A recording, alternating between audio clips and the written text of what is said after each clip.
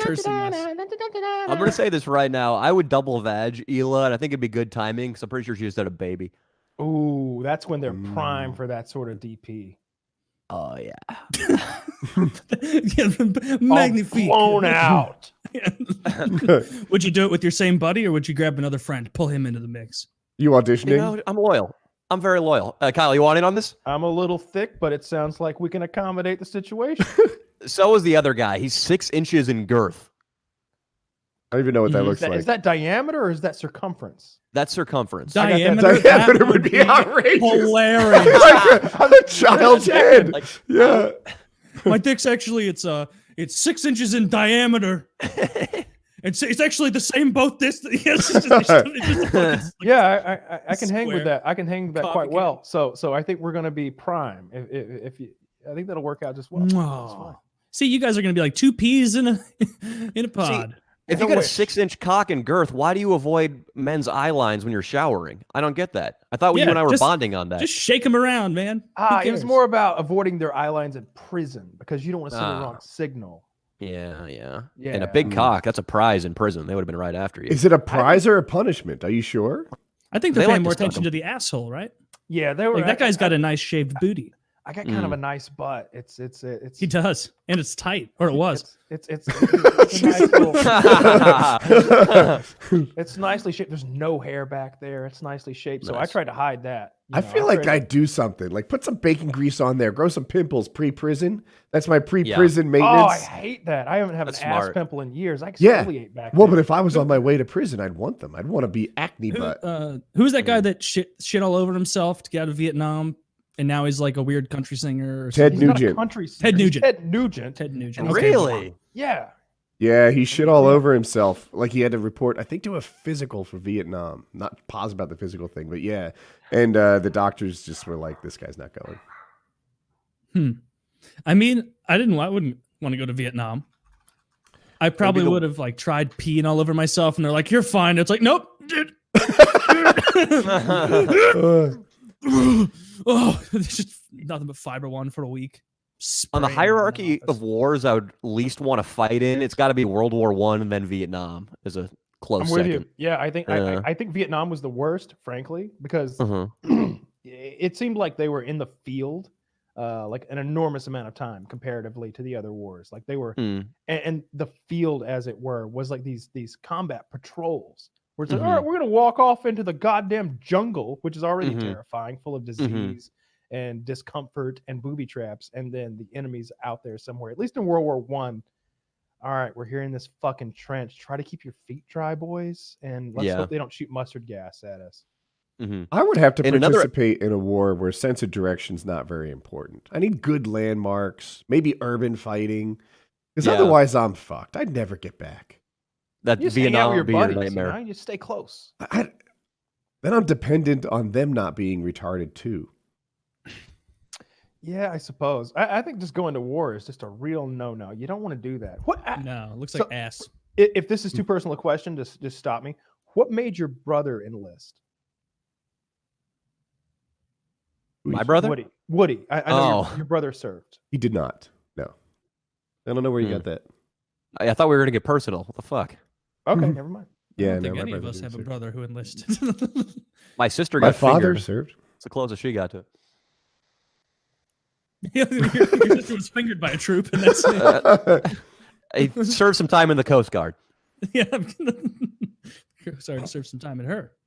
He did. He did that too. Yeah, she got sand from Afghanistan up her snatch, and they gave her a UTI. You got a Purple Heart for that, and not just the Purple Heart on the end of the unit of the one she was sucking. Yeah. Did you ever consider joining the military, Taylor? Oh no. It looked hard, and you have to follow rules, and it's just, I don't know. It never seriously crossed my mind. Really? Joining the military, That's interesting ever. to me because I would think that you would be the most likely amongst our group to be into that sort of thing because you did so many team sports. You're already like part of that sort of like manly team effort kind of thing. You're already doing Very the used to showering, showering with other the men. working out, the sort of regimen and the discipline and such. But you know, the Marine Corps just, and I mean, you got the head. Danny touches dick, so maybe he Why are likes you it. not wearing your helmet, soldier? So it does not fit, sir. Private that Murka cannot wear a fucking helmet. What are we gonna do with Private Murka? You know what? From now on, you're Private Pothead. We're taping 2 helmets together for you. Put a big fucking soup pot on your head. Think you wear Private Pothead. Why do you? Why were you not in formation at Reveille? Did Sir, you I not lost my notice pot, as you sir. were going under the barbed wire, you lost your pot halfway through? Get back there and get it. No, I definitely considered it because I graduated. Puts So the handle under his chin. I'm just wearing a colander out in the field and just shaking all over. Taylor, what are you? 28? Yeah. All right. So I'm a. Are you? Did you just turn? When's your birthday? I'll be month. 29 in April. Okay, so you're 20. Let's just advance forward. Round up, You're yeah. 29. I'm 34. So like 5 years difference. Mhm.